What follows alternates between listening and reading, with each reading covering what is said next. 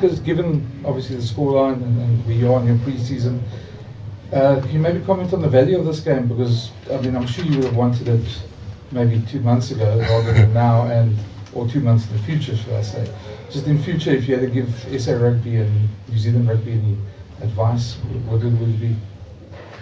Well, Brendan, I don't know if they will listen to me, but of course I've got a lot of advice on other things as well. But if they can swap the Argentina and the Australian games around and play that later, this whole thing later, and we could have had another 3-4 weeks, we probably would have, give the All Blacks a better game for them for preparation. That's the one thing. But don't take away the value we got from it. I know I said it disrupt our pre-season, but after tonight, I do know that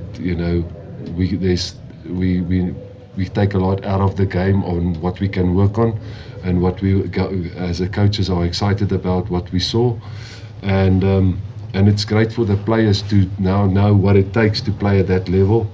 And it's an experience I think they'll keep forever here.